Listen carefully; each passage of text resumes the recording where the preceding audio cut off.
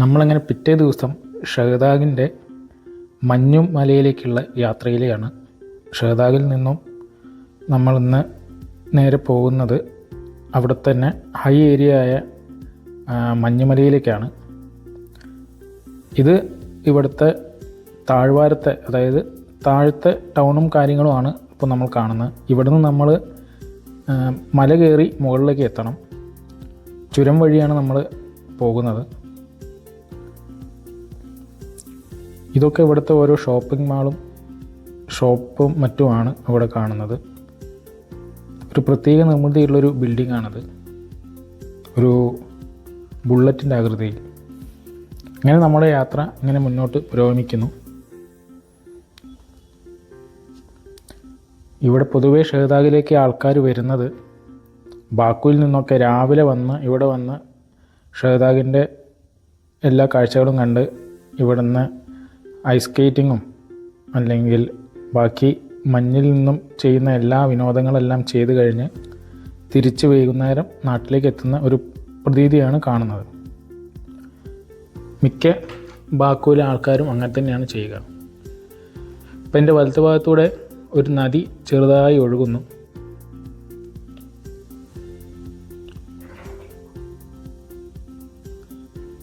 വീണ്ടും ഞങ്ങൾ യാത്ര തുടരുമ്പോൾ ചെറിയ ചെറിയ വീടുകളും പല സെറ്റിൽമെൻറ്റ്സും എല്ലാം കാണാം.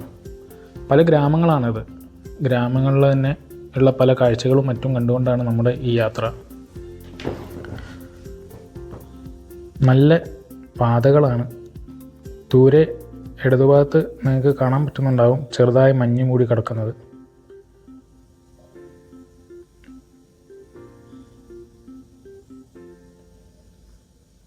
ഇപ്പോഴും ഇവിടെ തണുപ്പെന്ന് പറയുന്നത് വളരെ കൂടുതലാണ്. ഇപ്പോൾ മൈനസിലേക്കാണ് പോയിരിക്കുന്നത് തണുപ്പ്. ഇവിടെയെല്ലാം ഈ ഒരു സമയത്ത് നല്ല തണുപ്പിൽ പൊതിഞ്ഞു കിടക്കുന്ന പോലത്തെ മരങ്ങളും ചെറിയ ചെറിയ വൃക്ഷങ്ങളും മറ്റുമെല്ലാം കാണാം. ഇതെല്ലാം വെള്ള നിറത്തിൽ നിങ്ങൾ കാണുന്നതൊക്കെ മഞ്ഞാണ്. മഞ്ഞ് കട്ട പിടിച്ച് കിടക്കുന്നതാണ്. ഇപ്പോൾ ഇവിടെ തെളിഞ്ഞ് നിങ്ങൾക്ക് ശരിക്കും കാണാൻ പറ്റും മഞ്ഞ കട്ട പിടിച്ച് കിടക്കുന്നത്. ഈ മുന്നിൽ പോകുന്ന മിക്ക വാഹനങ്ങളും ഷഹദാഗിലേക്കാണ് പോകുന്നത്. അവിടുത്തെ മഞ്ഞുമലയിൽ നിന്ന് പല അഭ്യാസങ്ങളെല്ലാം കഴിഞ്ഞ് അവിടുത്തെ പല സ്പോർട്സ് ആക്ടിവിറ്റീസിലും പങ്കെടുത്ത് കഴിഞ്ഞിട്ട് തിരിച്ച് ആൾക്കാർ അധികവും ബാക്കുവിലേക്ക് വൈകുന്നേരം പോകുന്ന ഒരു കാഴ്ചയാണ് കാണുന്നത്. ഇവിടെ അതാ എഴുതിയിരിക്കുന്നു, വെൽക്കം ടു ഷഹദാഗ് എന്ന് പറഞ്ഞിട്ട്.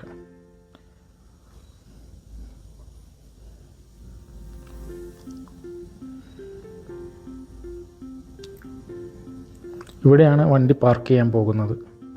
പാർക്കിങ്ങിൻ്റെ ഒരു ഏരിയ ആണ്. നമ്മൾ ഇനി അങ്ങോട്ടേക്കാണ് പോകുന്നത് പാർക്കിങ്ങിൻ്റെ.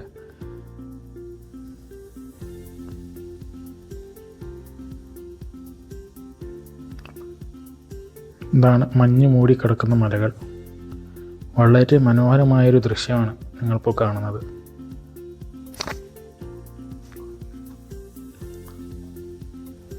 ഇത് റോപ്പ് വേ ആണ്. അങ്ങനെ നമ്മൾ പാർക്കിങ്ങിൻ്റെ അവിടേക്ക് എത്തിയിരിക്കുന്നു. ഇതാണ് ഷഹദാഗിൻ്റെ ഉള്ളിൽ കൂടെ, അതായത് ഈ മഞ്ഞുമലയിലൂടെ ഉള്ള കേബിൾ കാറും ഇതെല്ലാം കിട്ടണമെങ്കിൽ ഉള്ള ടിക്കറ്റ് കൗണ്ടറാണത്. ക്യൂ ആണ് അവിടെ, നീണ്ട ക്യൂ ആണ് അവിടെ. ജനങ്ങൾ അത്രയും വന്നിരിക്കുന്നു. ഇന്നൊരു ഞായറാഴ്ചയും കൂടിയാണ്. അപ്പോൾ മിക്ക ആൾക്കാരും ഇവിടെ ഈ പല ആക്ടിവിറ്റീസിനായിട്ട് ഈ മഞ്ഞുമലയുടെ അവിടേക്ക് വന്നിരിക്കുകയാണ്. ഞാൻ അതിലൂടെ എല്ലാം നടന്ന് പല വീഡിയോസും പലതും ചിത്രീകരിച്ചു കൊണ്ടിരിക്കുന്നു. പലരും കയ്യിൽ വലിയൊരു സ്കേറ്റിങ്ങിൻ്റെ സാധനങ്ങളും മറ്റുമായിട്ടാണ് ഇവിടെ വരുന്നത്. മിക്ക ആൾക്കാർക്കും ഇവിടെ സ്കേറ്റിങ്ങൊക്കെ വളരെ ഇഷ്ടവും പരിചിതവുമായ കാര്യമായിരിക്കാം.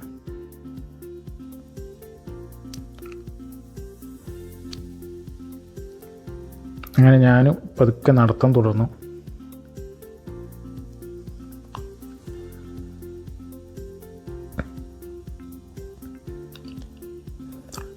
ഇവിടെ ജനങ്ങളെല്ലാം മഞ്ഞിലേക്ക് ഇറങ്ങി നടക്കുന്നൊരു കാഴ്ച. പക്ഷേ ഇവിടെ ഒരു പ്രശ്നം എന്തെന്ന് വെച്ചാൽ മഞ്ഞ് വീഴ്ചയില്ലാത്തത് കൊണ്ട് സാധാരണ മഞ്ഞ് വീഴ്ചയുണ്ടെങ്കിൽ അത്രയ്ക്ക് പ്രശ്നമില്ല. മഞ്ഞ് വീഴ്ച ഇല്ലെങ്കിൽ അവിടെ സ്ലിപ്പാവാനുള്ള സാധ്യത വളരെ കൂടുതലാണ്. വഴുതി വീഴുന്ന എത്രയോ പേരെ ഞാനവിടെ കണ്ടു. അങ്ങനെ ഞാൻ ഈ നടത്തം തുടർന്നു. ഈ ഇടതുഭാഗത്തുള്ളതെല്ലാം ചെറിയ ചെറിയ കിയോസ്കുകളും പിന്നെ അവിടുന്ന് ഭക്ഷണം വാങ്ങിച്ചിട്ട് വേണമെങ്കിൽ ഇവിടെ ഇരുന്ന് കഴിക്കാനുള്ള സ്ഥലങ്ങളുമാണ്. ഇവിടെ നിങ്ങൾക്ക് കാണാം നിരവധി ആൾക്കാർ സ്കീയിങ്ങിനും ഐസ് സ്കേറ്റിങ്ങിനും ഒക്കെ ആയിട്ട് എത്തിയിരിക്കുന്നത്.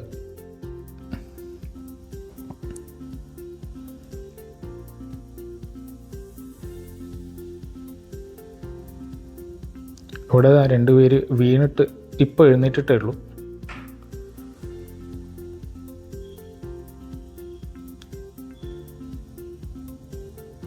ശരിക്കും സ്നോഫാൾ എന്ന് പറയുന്നത് അന്യർത്ഥമായൊരു കാര്യമായിരുന്നു എനിക്കും. കാരണം ഞാനും ഇവിടെ ഒരു 3 പ്രാവശ്യങ്ങളും വീണു. കാരണം ഞാനും ആദ്യമായിട്ടാണ് ഈ മഞ്ഞിലേക്ക് ഇറങ്ങിയിട്ടുള്ള കാര്യങ്ങൾ ചെയ്യുന്നത്. അതുകൊണ്ട് തന്നെ ഞാൻ മഞ്ഞിലേക്ക് ഇറങ്ങിയപ്പോൾ ഞാൻ ശ്രദ്ധിച്ചിരുന്നില്ല, ഈ മഞ്ഞിൽ വെള്ളം കതിർന്ന് കിടക്കുന്നുണ്ടായിരുന്നു. അതിൽ ചവിട്ടി ഞാൻ ഒരു പ്രാവശ്യം അവിടെ വീണു. ഇപ്പോൾ കാത്തു നിൽക്കുന്നത് ഇങ്ങനത്തെ ഒരു റോപ്പ് വേയിൽ കയറാനാണ്. ഇതൊരു ഓപ്പൺ റോപ്പ് വേയാണ്. ഈ സ്കേറ്റിങ്ങിനും മറ്റേനും പോകുന്നവർക്ക് ഉപകാരപ്രദമായി നിൽക്കുന്ന ഒരു റോപ്പ് വേ. നമ്മൾ ഖബാലയിൽ കണ്ടത് ഒരു ക്ലോസ്ഡ് കേബിൾ കാർ ആണെങ്കിൽ ഇവിടുത്തെ കേബിൾ കാർ അല്ലെങ്കിൽ റോപ്പ് വേ എന്ന് പറയുന്നത് ഓപ്പൺ റോപ്പ് വേ ആണ്. ആൾക്കാരിങ്ങനെ സ്കേറ്റിംഗ് ഐസ് സ്കേറ്റിംഗ് എല്ലാം ചെയ്ത് ഇങ്ങനെ പോകുന്നത് കാണാം. മുകളിലേക്കും താഴേക്കായിട്ട് ഇങ്ങനെ വന്നുകൊണ്ടിരിക്കുന്നുണ്ട്. നമ്മൾ ഇനിയും മുകളിലേക്കാണ് പോകുന്നത്. ഇപ്പോൾ ഇവിടെ ഒരു -10 ഉണ്ടാകും. എൻ്റെ കൈയൊക്കെ ഞാൻ ഷൂട്ട് ചെയ്യുമ്പോൾ തന്നെ വിറച്ചിട്ട് വളരെ പാടുപെട്ടിട്ടാണ് ഞാൻ ഷൂട്ട് ചെയ്യുന്നത്. പക്ഷെ ഇത്ര മനോഹരമായൊരു ദൃശ്യം എങ്ങനെ ഷൂട്ട് ചെയ്യാതിരിക്കും? അത്രയും മനോഹരമായിട്ടാണ് ഇവിടെ കാണുന്നത്. മഞ്ഞിൽ മൂടി നിൽക്കുന്ന മലപ്രദേശമാണത്.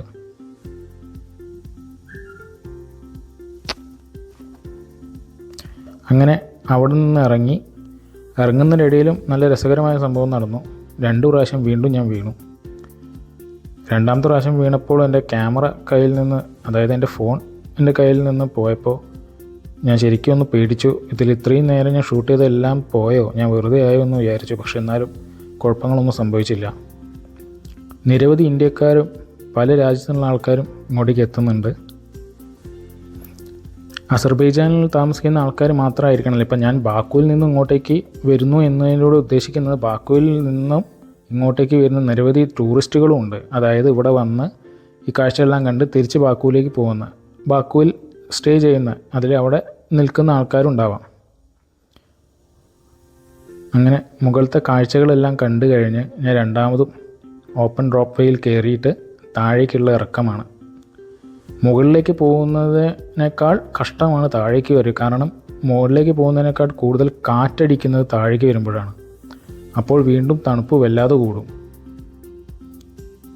എങ്കിലും ഞാൻ വളരെ സന്തോഷത്തോടെ കൂടി താഴേക്ക് ഇറങ്ങുന്നതാണ്. കാരണം ഇത്രയും മനോഹരമായൊരു ചിത്രീകരണം എനിക്ക് ഇത് അടുത്തൊന്നും നടന്നിട്ടില്ല. ഇതെല്ലാമാണ് ഇവിടുത്തെ സ്പോർട്സ് ആക്ടിവിറ്റീസ്. ഇതിലൊക്കെ പങ്കെടുക്കാം. അതിന് എക്സ്ട്രാ പൈസ കൊടുക്കണം.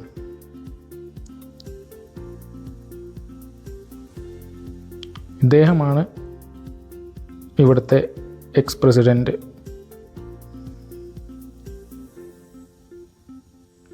എക്സ് പ്രസിഡൻറ്റും കറണ്ട് പ്രസിഡൻറ്റുമാണ് ഇപ്പോൾ അവിടെ നിൽക്കുന്നത്.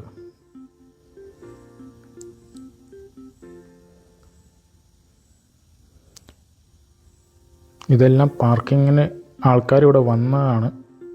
ഈ കാറുകളിലെല്ലാം ടൂറിസ്റ്റുകളും മറ്റും വന്നിട്ട് ഇവിടെ ആൾക്കാർ ആക്ടിവിറ്റീസിനൊക്കെ വന്നതാണ്.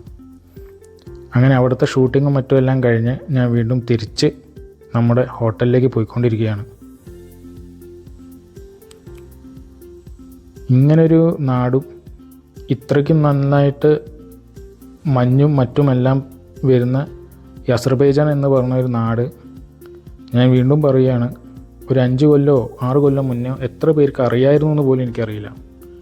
ഞാൻ പോലും ഇപ്പോൾ അടുത്താണ് അസർബൈജാൻ എന്ന് പറഞ്ഞ നാടിനെ കുറിച്ച് അറിയുന്നത്. അവിടെ ഇത്രയും വൈവിധ്യമായ ഒരു കൾച്ചറും ഇത്രയും രസകരമായുള്ള പല കാഴ്ചകളും എല്ലാം ഉണ്ടെന്ന് പോലും ഇവിടെ വന്ന ശേഷമാണ് ഞാൻ അറിയുന്നത്. താഴത്ത് കാണുന്ന എല്ലാം വീടുകളാണ്, ആൾക്കാർ താമസിക്കുന്ന വീടുകളും മറ്റും. അതിൻ്റെ നടുവിലൂടെ ഒരു നദി ഒഴുകി പോകുന്നുണ്ട്. ഇപ്പോൾ വരണ്ട് കിടക്കുന്നു. അങ്ങനെ വീണ്ടും ഞങ്ങൾ യാത്ര തുടർന്നു.